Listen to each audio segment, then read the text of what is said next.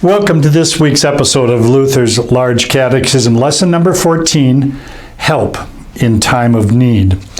Luther says, for the simple-minded, this commandment means we are not to harm anyone by hand, by what we do, by tongue, by instigating evil against someone, by giving assent to means by which someone suffers harm, or by heart for wishing ill upon those who hurt us, or simply are better than us and our envy wants us to wish ill upon them.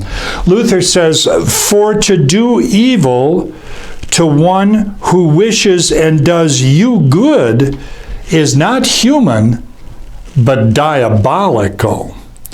Well, also then he goes on to say, a violation of the fifth commandment is when we withhold help. It's not only that we inflict harm by what we do, say, give assent to, or wish, but when we withhold help from others, we kill them by letting them sink and drown in their own problems if we have the ability to help them.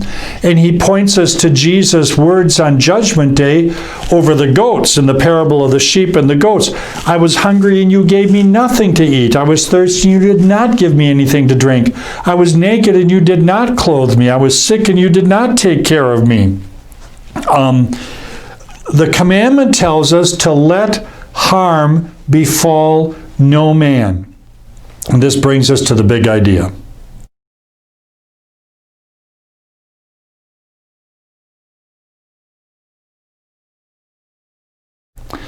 The big idea is love your enemies. Love your enemies. Because to do good to your friends, while we consider that a virtue, Luther says it's a normal heathen virtue. Even the pagans do that, Jesus said. But I say unto you, love your enemies, bless those who persecute you. And certainly that is what the commandment is all about. But then, how can you do this? Well, who's going to take care of you? Luther points us back to the first commandment. Don't you trust God? Will He not be able to provide for you? Will He not be able to protect you? Will He not be able to tamp down that urge for vengeance that arises in our own hearts when we suffer evil at the hands of others? Because finally, this commandment is our obedience to God, and we show our trust in God by having a gentle and kind spirit to all, especially to our enemies. And then Luther comes back and he attacks the monasteries and the monkish way of life, because what they have done, far from serving God, they are removing themselves from any application of this commandment, because they do not see people in need. They are separated from society. They do not suffer ill at the hands of others. They are removed in their monastic life.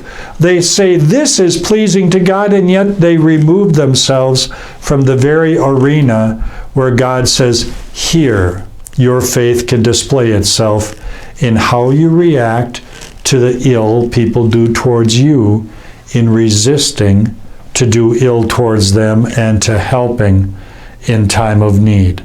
The big idea, love your enemies, rings through loud and clear in these words of Luther. See if you can hear it too as you work on the material for today. Teachers, go to the Group Me staff meeting message thread. Members, to the Facebook Luther's Large Catechism. See you next week.